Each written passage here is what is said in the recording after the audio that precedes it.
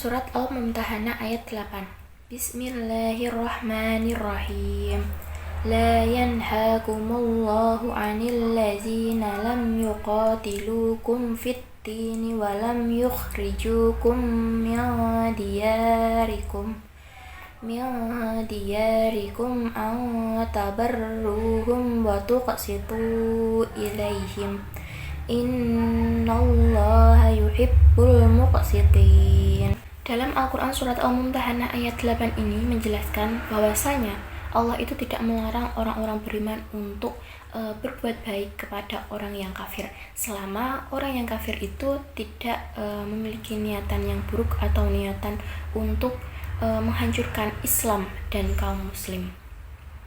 Ayat ini memberikan ketentuan umum dan prinsip kepada agama Islam dalam menjalin hubungan dengan orang-orang yang bukan beragama Islam dan dalam satu negara.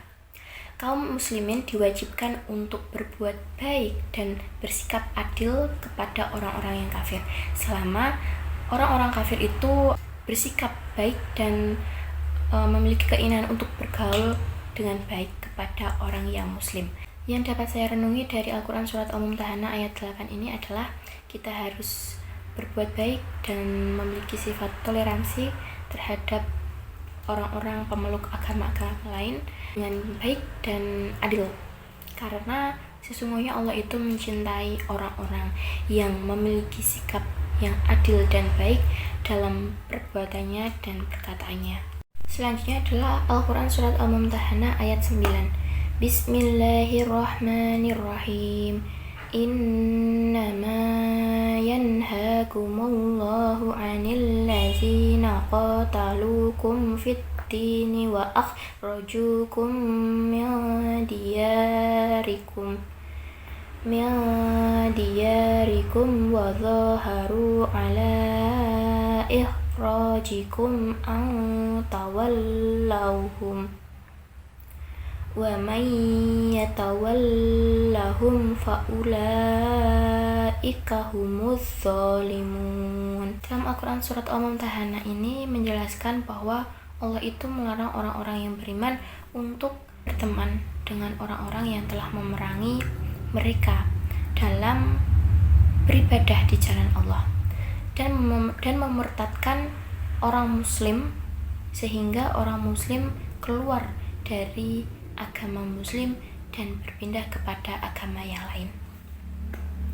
Dengan orang-orang yang semacam itu, Allah dengan tegas untuk melarang orang-orang yang beriman berteman dengan orang-orang yang kafir. Yang bisa saya renungi dari Al-Quran Surat Al-Mumtahanah ayat 9 ini adalah kita tidak boleh berteman dengan orang-orang yang memerangi kita dalam atau menghalangi kita dalam beribadah di jalan Allah. Apabila kita menjadikan mereka sebagai teman, maka kita adalah orang-orang yang zalim. Selanjutnya adalah Al-Quran Surat Al-An'am ayat 82. Bismillahirrahmanirrahim. Allazina amanu wa lam yalbisu imanahum bizulmin ulaika lahumul amnu wa hum muhtadun. Dalam ayat ini Allah memberikan penjelasan, siapakah yang berhak untuk mendapatkan perlindungan, apakah orang-orang musyrik ataukah orang-orang yang beriman? Tentu jawabannya adalah orang-orang yang beriman, yang mana keimanannya itu tidak dicampur adukan dengan kezaliman. Dalam kezaliman itu yang dimaksud dalam hal akidah maupun ibadah, seperti yang dilakukan oleh orang-orang yang musyrik. Mereka tetap beriman kepada Allah Subhanahu wa Ta'ala, tetapi mereka menggunakan alat atau mereka menggunakan berhala atau bintang-bintang untuk disembah. Ia tetap mengira bahwasanya dengan mereka menyembah berhala-berhala itulah mereka bisa mendekatkan dirinya kepada Allah Subhanahu wa Ta'ala. Mereka beranggapan bahwa dengan menyembah berhala-berhala itulah ia bisa menyampaikan doa-doanya kepada Allah. Yang dapat saya renungi dari Al-Quran Surat Al-An'am ayat 82 ini adalah orang-orang beriman yang tidak mencampur adukan keimanannya dengan hal-hal yang syirik, maka kehidupannya akan diberikan rasa aman dan diberikan petunjuk oleh Allah Subhanahu wa taala untuk selalu berada di jalan yang benar. Al-Quran Surat Al-Hajj ayat 37.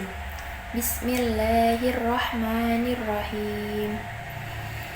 Lan yanalallaha luhumuha wala dima'uha walakin yanaluhut taqwa minkum.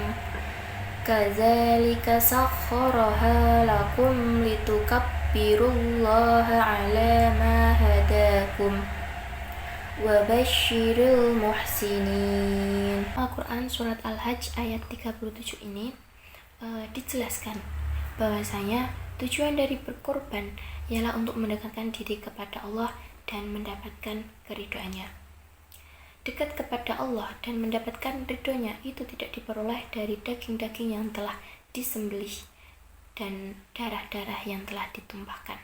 Tetapi semuanya itu akan diperoleh apabila kurban itu dilakukan dengan niat yang ikhlas, dilakukan semata-mata karena Allah Subhanahu wa taala dan sebagai syukur atas nikmat-nikmat yang telah diberikan oleh Allah kepada hambanya. Yang dapat saya renungi dari Al-Quran Surat Al-Hajj ayat 37 ini adalah darah daging yang dikurbankan tidak akan sampai kepada Allah Subhanahu wa taala. Yang akan sampai kepada Allah adalah sifat ikhlas, keikhlasan dan ketakwaan kita kepada Allah Subhanahu wa taala. Dengan mematuhi segala perintahnya dan menjauhi segala larangannya. Kita harus tunduk kepada Allah Subhanahu wa taala agar kita mengagungkannya dan mensyukuri hidayah yang telah Allah berikan kepada kita menuju kebenaran. Al-Quran Surat An-Nisa ayat 137. Bismillahirrahmanirrahim.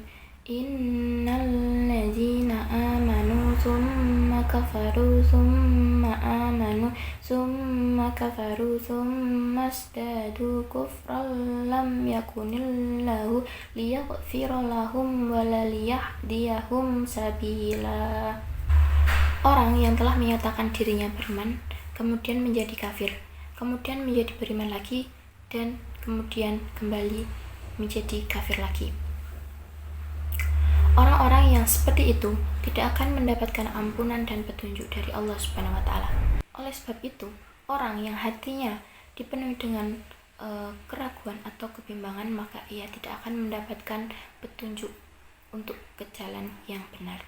Yang dapat saya renungi dari Al-Quran Surat An-Nisa ayat 137 ini adalah orang yang beriman, kemudian menjadi kafir, kemudian beriman lagi dan menjadi kafir lagi, atau bisa dikatakan sebagai orang yang telah mempermainkan keimanan mereka, maka Allah tidak akan mengampuni mereka dan tidak akan memberikan mereka petunjuk untuk berada di jalan yang benar. Al-Quran Surat An-Nisa ayat 138.